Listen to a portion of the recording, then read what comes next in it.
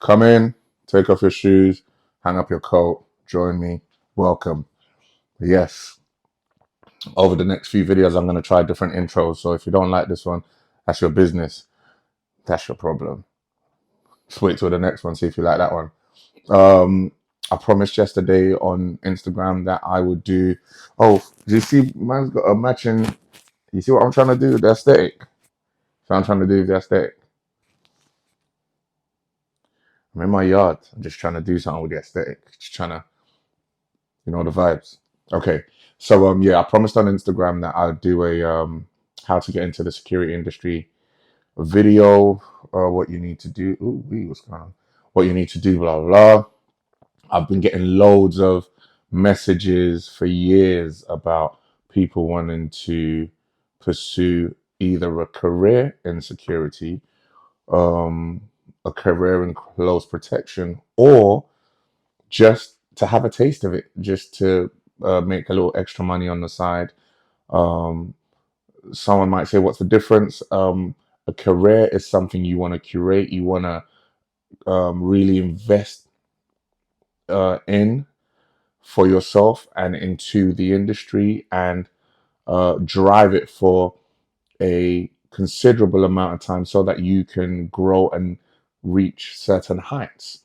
A job, you just want to get paid. You want to arrive, do what you're told, um, earn the money, and go home and drop it when you've left. I made a career choice. Um, that's why you'll find that most people who make career choices, their work is um, really connected to their lives outside of the physical working hours or physical working environment. So, an MMA fighter doesn't stop fighting once he leaves the octagon. They go and train. They eat a certain way. They do a certain amount of exercise. They do a certain amount of mental and physical development. A lawyer definitely doesn't go home after a court case and switch off. They have to keep learning the law changes all the time. They have to monitor um, social behaviors. They have to consistently look for details that they're missing in cases. They have to actually be interested in other cases because in the UK, I don't know if you know, but there's something called case law precedent. So if something happens in your case, um, but you can find something that's happened in a previous case that supports you or that's favorable to you, you can use that. Um, so I hope I've explained that right. That sounded a bit wishy-washy. If there was a case that happened 10 years ago and it's very similar to your case, and they're about to throw you in the bin for your case, but the facts are very much the same, and the case 10 years ago, they let him off on exactly or very, very similar, pretty much has to be identical, I'd say, circumstances, you can be like, hey, hold on, a judge 10 years ago said this guy should go free, and he had exactly the same facts as I did. So uh, that's kind of like the layman's version of case law precedent. Um, so yeah, career wise, um, you really invest in yourself and in the industry that you choose. Job wise, employment wise, you're just trying to get some bread. Um, so and there's nothing wrong with both. There's some people that are just employed and are making a lot of money. I think you can be employed and just make a lot of money if you strike it luckily, if you move right, if you have the right connections, and equally in a career, um, you a career is definitely a longer process because you actually care about what you're doing and how it comes across and how well you craft it because you want longevity. And in a career, you're really concerned with your reputation. I'd say your reputation matters to you in a career, and the the level, the heights you get to. Yeah. Listen, right now, if you said to me, if someone said to me they'd pay my day rate to work in a McDonald's, I would work in a McDonald's calmly for my current day rate. Do you know why? I'm still getting my day rate. Um, but it's taken me 10 years to get to my current day rate in the industry I'm in because I care about the industry I'm in. And because I know that, or I've learned over the years that it's a journey, and the value of the things I've learned, the places I've been, the people I've worked with, the the situations I've experienced make me a better person, make me a better skilled person.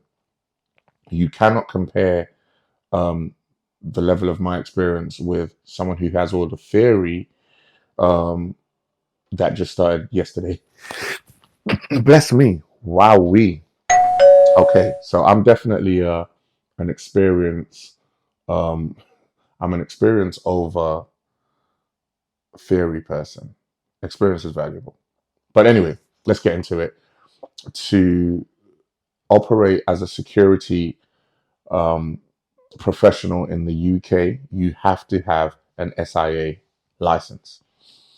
Um, the two common types of SIA licenses are the door supervisor badge and the CP badge, the close protection badge. There is a CCTV badge. Um, it skips my mind what level the CCTV badge is. I know that the door supervisor badge is a level 2 and the close protection badge is a level 3. Um, so what happens is you do actual educational learning, right? As in, sorry, actual educational learning. You do actual academic learning to obtain a qualification, which is a level 2 or a level 3. And then when you have that, I think alongside the first aid at work um, and alongside a criminal background check, you send off, you make an application to the SIA for your badge. This information I'm about to give is for people who want to try out the security industry as well as people, as well as everyone else, because everyone else is affected by it. Check what I'm going to say out to you. The SIA is a department of the Home Office, which means if you are given security services in the UK, you must have a badge, and therefore your information is available to everybody. It is on a government website. They just need your name or your date of birth, or is it your name and your date of birth, or your badge number. So if you don't have, if I check out your, if you say to me, yo, Big Henchy, I got a badge, let me work with you. No, you say to me, Big Henchy, can I work with you? I will ask you, do you have a badge? If you say no, that conversation's over. When you get one, come back to me, we'll start the conversation again. If you say I have a badge, I'm going to ask you, what's your badge number? And then I'm going to check.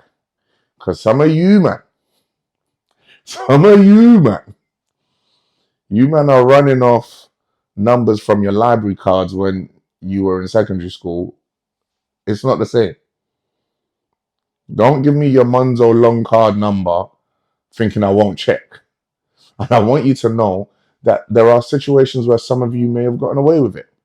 I'm sure a lot of people have. Not most. I'm sure many people have. The thing is, you will only go so far. There are some environments, I promise you cannot get into. I got a friend called Yargs. He's gonna, when he watches this, he's gonna say this. Oh, here's a trash can for all the names you're dropping, but I'm gonna drop some names. I remember when, shout out my brother JJ.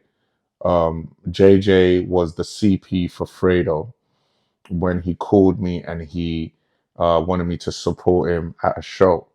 I said, yeah. Um, Show was Kentish Town. I remember this. Large up Fredo and his team. Um, guess what happened?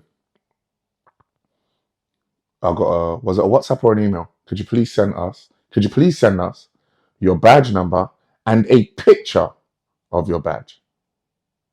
So in my head, I'm like, why do you need a picture if I'm going to send you the badge number?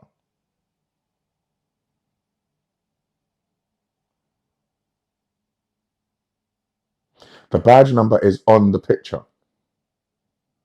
The thing is, I found out that people were making fake badges. So if they just asked for a picture, it looks like I've got a badge, I could have sent them a picture of a fake badge. However, when they run the number or when they run your name, and I want people to, so non-security operatives, everyone else, just Joe Public, this is for you. You can check any operative's name and number on the SIA website. We are licensed operators. Their information should be on there.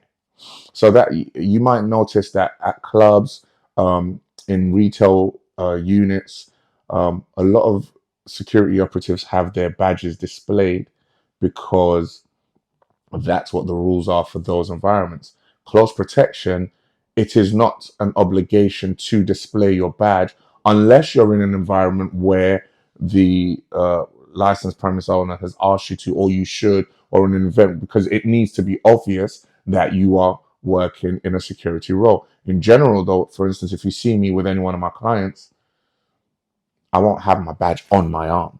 And I'm not one of them man that's wearing that fake deputy shield thing. That's not, I'm not who the man that, the guys that do it, I don't have anything against it for you. It's just not for me. Because we don't have sheriffs in this country. Um, so I just, it's not my steeds. Um, but yeah, I don't have, you won't see me display my badge, but it is always on me. So if it's requested, I have no qualms. What's your name? My name is Olu Johnson. Run my name. Can we see your badge? Absolutely. Take the number.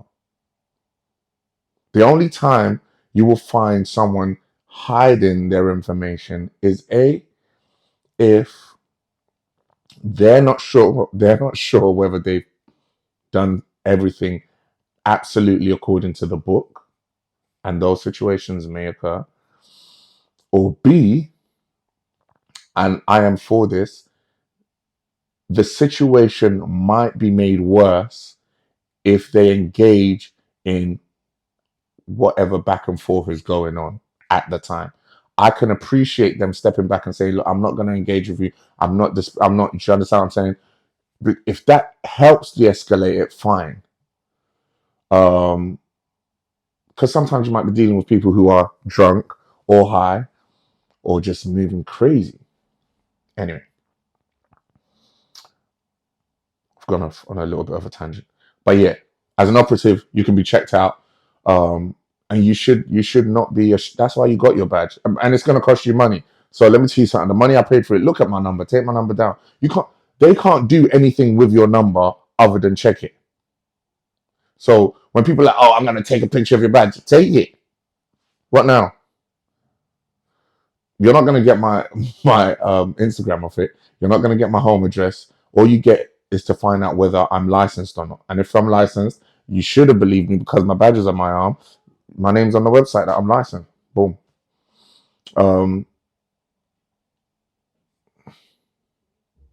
What's the criteria? This is interesting. To qualify for a license to work in any frontline licensable activity, an applicant must be aged 18 or over. If you see someone looking a little bit 17 and a half doing security services, feel free to question it. They have to be 18 or over in the UK. They have to pass an identity check. You have to be who you say you are. You can't be out here saying your name is, can't be out here saying your name is Mason, but on the system,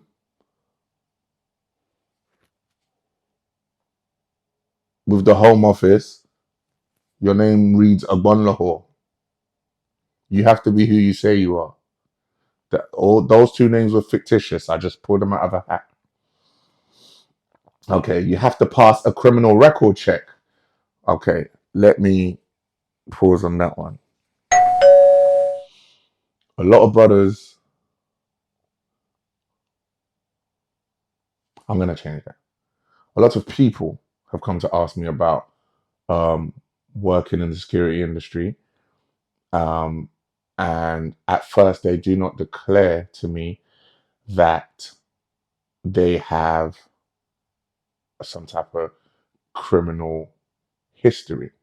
Wow. I want you to know that having criminal history does not automatically prevent you from getting an SIA license. The SIA, once they discover, will determine whether your criminal history will prevent you from adequately doing the job. So, some people were convicted and went to jail for driving offenses or for stealing chewing gum. Maybe have had a misdemeanor with their neighbor. Um, Maybe they've been involved in an accident. For whatever reason, they've ended up being convicted. Depending on how long ago your conviction happened and the level or the type of conviction, you might still get your SIA license. If you went to jail because you were shooting up the place, if you went to jail because you had possession of a dangerous weapon, if you went to jail because you were kidnapping, robbing, the other R word, or anything that's an extreme or a violent crime, there is a high likelihood you will not get an SIA license. Especially if it happens in, let's say, post 16. Definitely post 18. Do not approach me asking about, can I help you get a license? I cannot. I do not help people get licenses. You need to go and do training, apply for your badge, and then talk to me. Two, it's the SIA that will give you the license, not individuals. If someone says to you they're going to give you a license for a certain amount of money, guys, you are risking, that's a criminal offense. And three, I want to say this very, very clearly. If you have been arrested, charged, gone through the legal system, and convicted of a violent crime or a serious criminal offense, grievous bodily harm, robbery, armed robbery, possession of a firearm, possession of a knife, a stabbing, a shooting, just anything wild that society would frown upon that involves harming other people, save yourself the trouble and don't ask me about working in the security industry because you can't.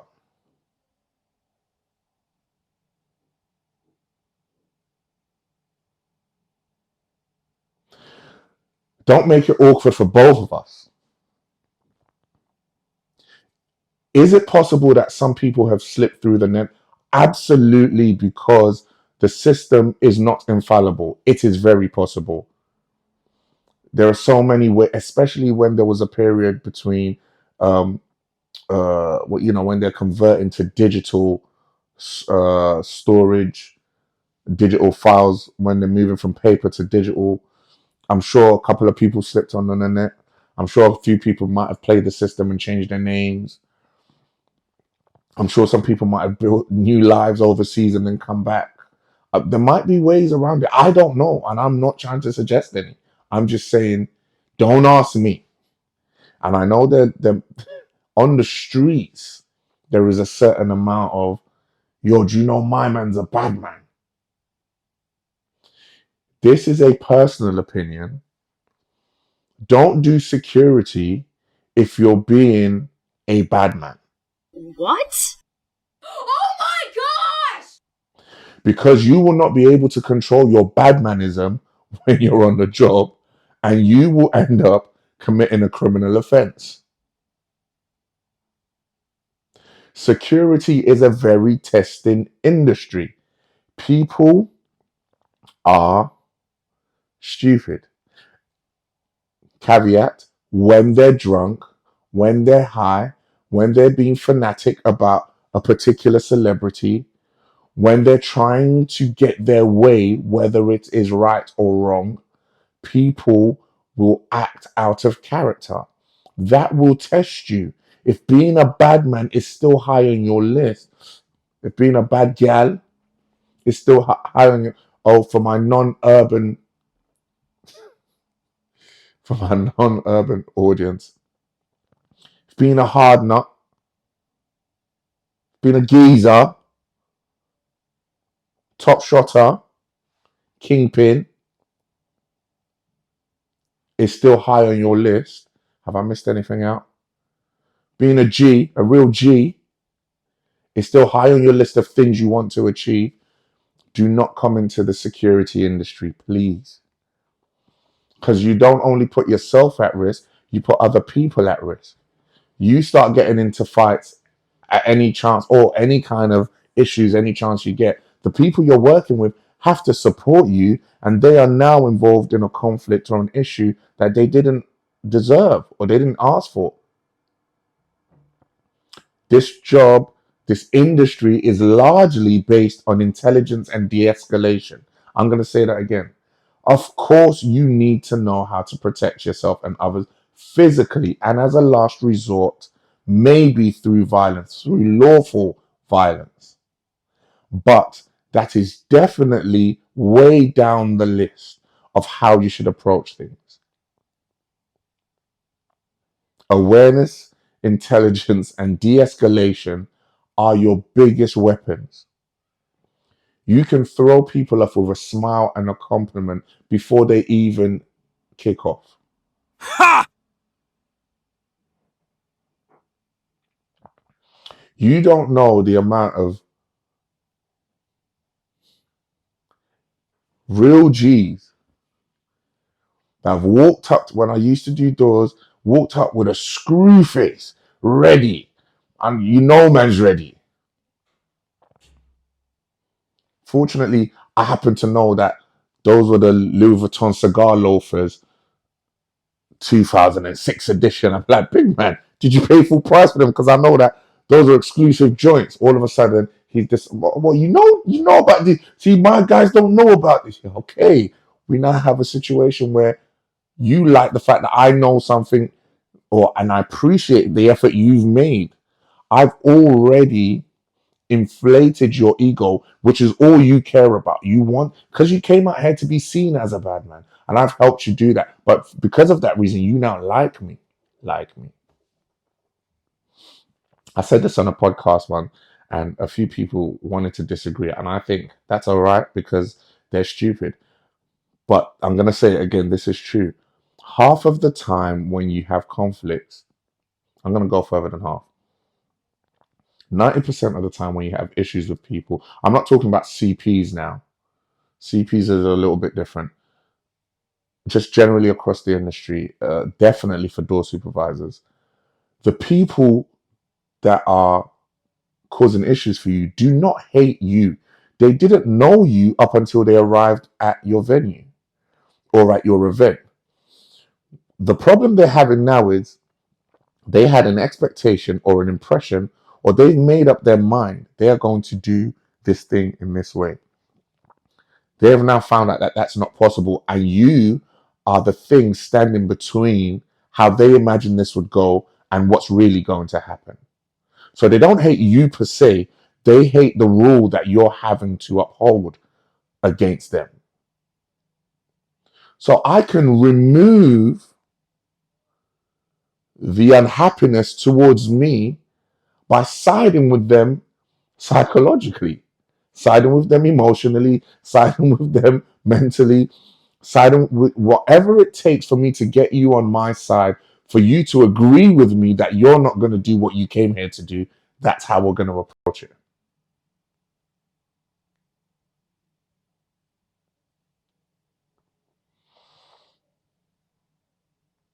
Learn about people if you want to do the security industry. if there's anything I can say to anyone that's coming up, this might even be worth it for those of you who are experienced. Learn about people, watch how people interact with each other, make an observation of how people interact with you, make an observation of how people interact with you when you're working and when you're not working. Look at how people interact when some with, let me give you an example. If you watched the last video I made, I said that I used to work in the legal industry. So I used to go to court on behalf of clients. And on some occasions, on behalf of one of the partners of my firm, I might just go and do a sales visit in the court. So maybe I've just gone in my jeans um, and a jumper or whatever. And when I announce myself to the court clerk, they ask me, is my solicitor present already, or am I waiting for them to arrive? So they've automatically assumed that I'm a defendant.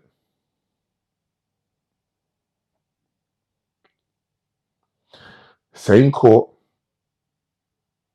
come in my suit. Oh, what firm are you with? Do you know if your client is here already? Interestingly enough, different court, in the suit, they'll ask me if I'm a defendant. You see, look at how, I'm sure most of you have seen this, look at how people will relate with a young person with a hoodie on and the hood over his head or her head, versus how they'd relate with them if they had a polo neck on,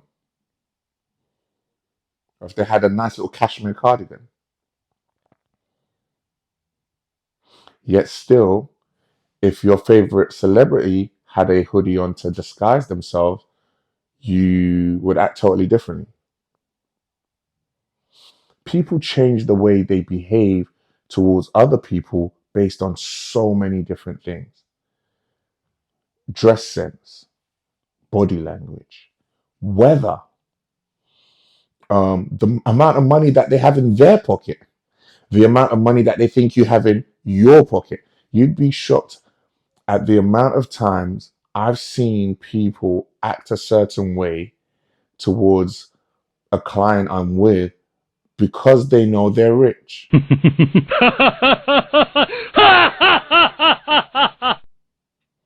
Thinking that by behaving in this way, they will gain some sort of favor.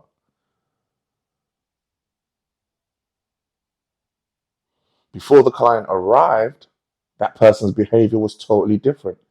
Very dominant, very loud, very, as soon as the client arrives, very bum kissy. Why am I hearing loud noise like they don't know I'm filming?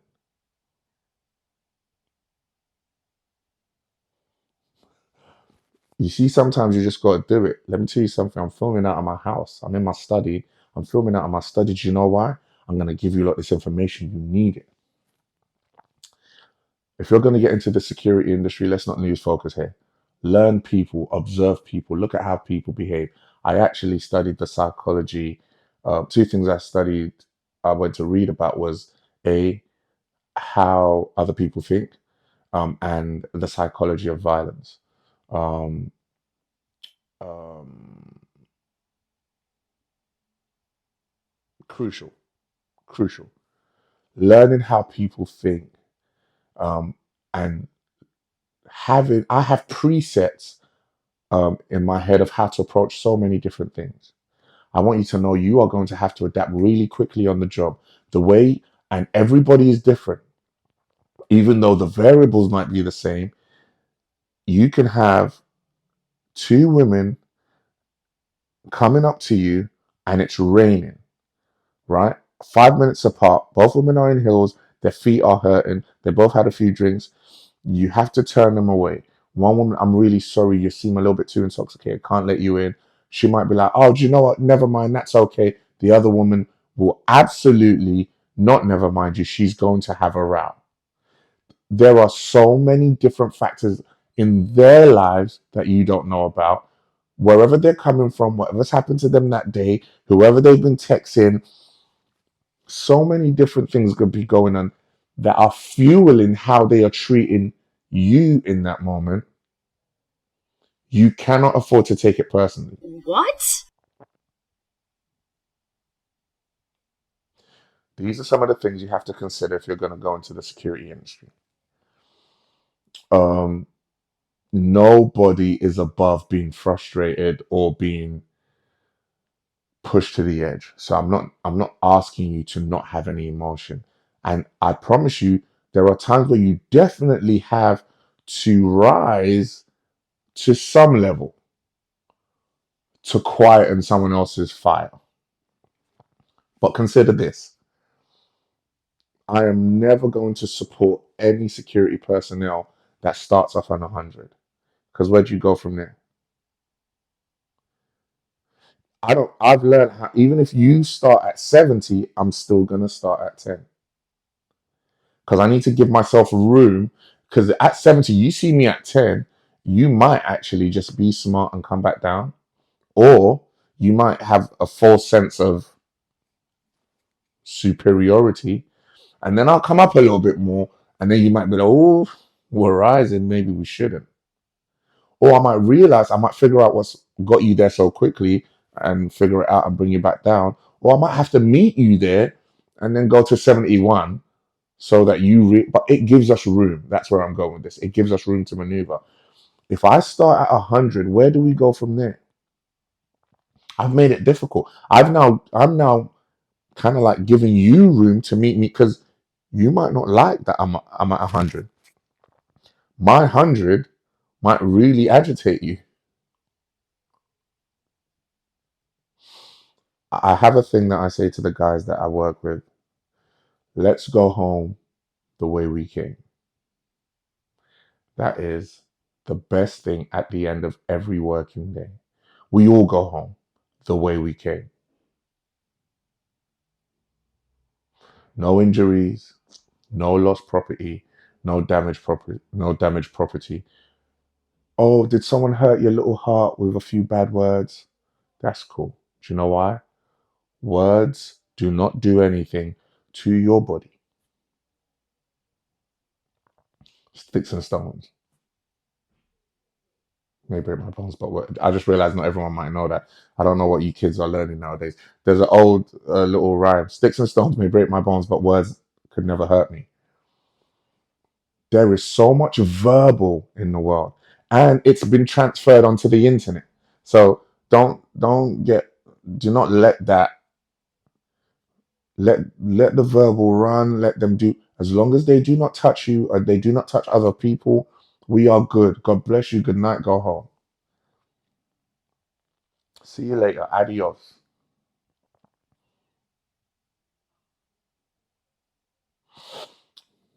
That's general security. The CP world, whew, I don't even want this video to be too long, so I'm gonna try and wrap it up. How did I get into the CP world? I Years ago, the job center used to do the training courses.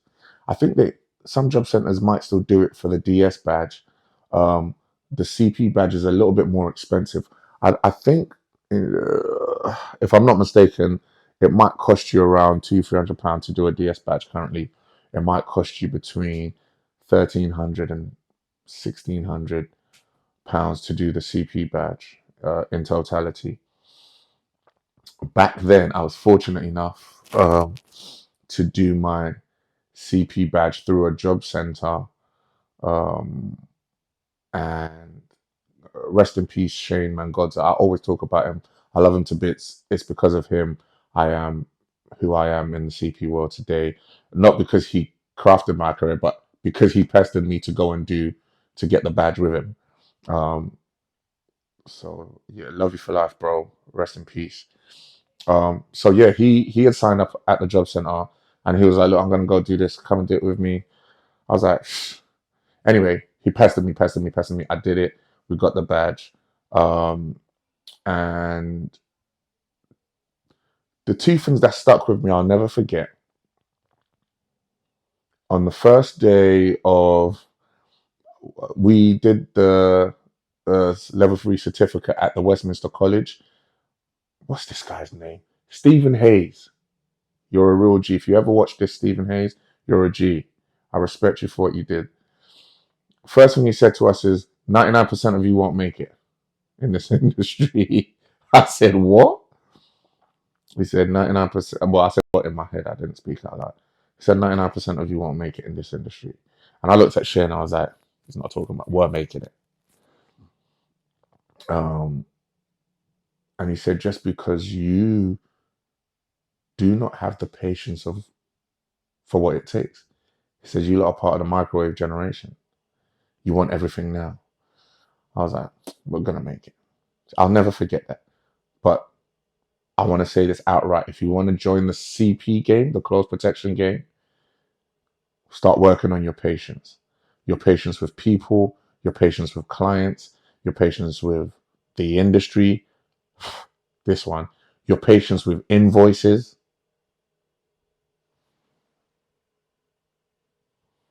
Start working on your patience from now. Your patience with promises, real ones, broken ones, fake ones. Start working on your patience. It's definitely not a microwave situation in the close protection world. So that's thing number one that stood out to me. And thing number two was this. You have to be a CP to you first. So I was like,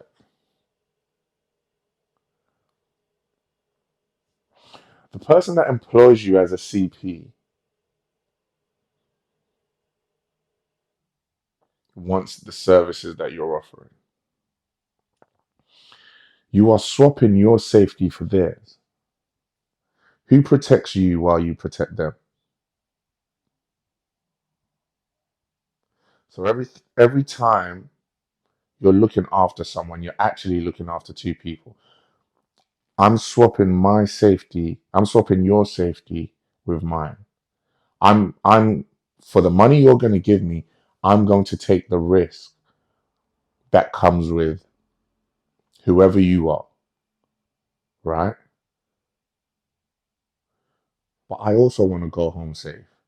So now I have before I came to this job, I only had to look out for me. Now I'm looking out for you and me. So I have to be a CP to myself first. Now here's why that's interesting. It means even when I'm not at work, and check this is good. I can't afford to get injured. I can't afford to be arrested and chucked in jail. I can't afford to get into beef. And so obviously, there's a difference between issues, incidents, and an incident is you're upset, I'm upset. We may or may not have a little fisticuffs, but it's an incident and it's done. A beef is you're angry and I'm angry and we're going back and forth. It's continuous. You cannot have a beef as a CP. That's a crazy idea because you're a liability to clients because you're easy to find. So you have to be a CP to yourself first. You've got to protect yourself when you're not at work so that you are functional to protect your clients when you are at work. It means I have to do my best to not be, this is a double negative. I have to do myself to not be not liked. I have to do myself to remain as likable as possible to most people because at some point you're going to have to ask someone for help in moving those group of people. And it must be like, they're going to ask themselves, do I like my man enough to help him? It's a really quick decision process. A lot of the times people are helping you just based on, oh, actually, I've heard, oh, he's a cool guy. Or he seems like a cool guy. Or remember when he helped so and so. Or they just be like, I've been in situations where I've seen People asked for help and nobody moved and nobody cared.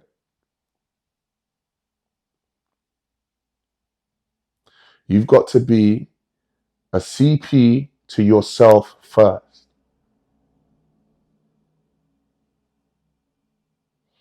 And the starting point, obviously, is getting a badge from the SIA, who are a department of the Home Office in the UK. Because it would be a criminal offence to provide security services in the UK without having a license.